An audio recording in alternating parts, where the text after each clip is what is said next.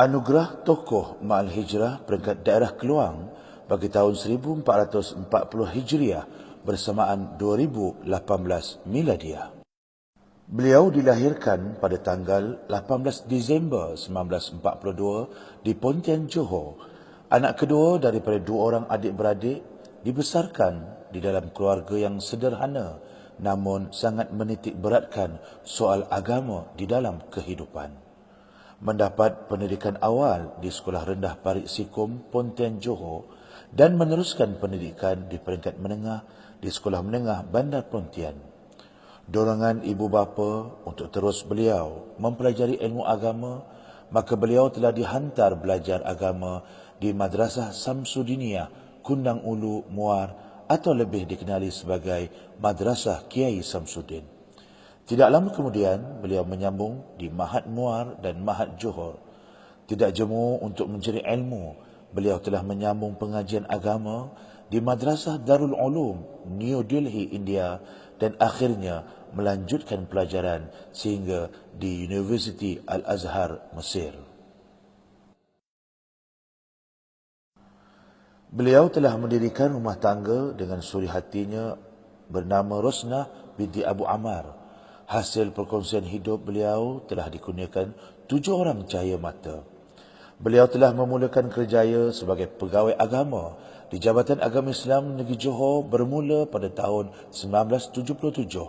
Pernah berkhidmat sebagai Kadi Daerah Mersing, Ketua Penolong Pengarah Penguatkuasaan Jabatan Agama Islam Johor, Kadi Daerah Keluang, Kadi Daerah Kota Tinggi, Hakim Mahkamah Syariah Johor, Hakim Litar Mahkamah Syariah Johor dan terakhir sebagai Hakim Mahkamah Tinggi Syariah Johor.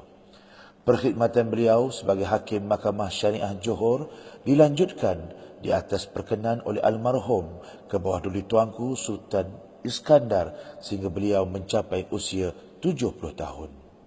Sebagai mengenang jasa dan khidmat yang dicurahkan beliau kepada negeri Johor dan masyarakat, beliau pernah beberapa kali dianugerahkan pingat oleh ke bawah Duli Tuanku almarhum Sultan Iskandar, Sultan Johor.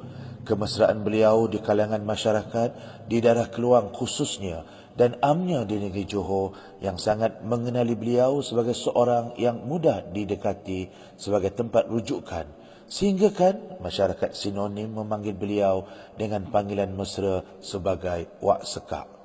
Walaupun beliau tidak lagi berkhidmat sebagai penjawat awam, namun atas prinsip selagi hayat dikandung badan, beliau bertekad untuk menyampaikan dakwah dan ilmu kepada masyarakat sehingga akhir hayat.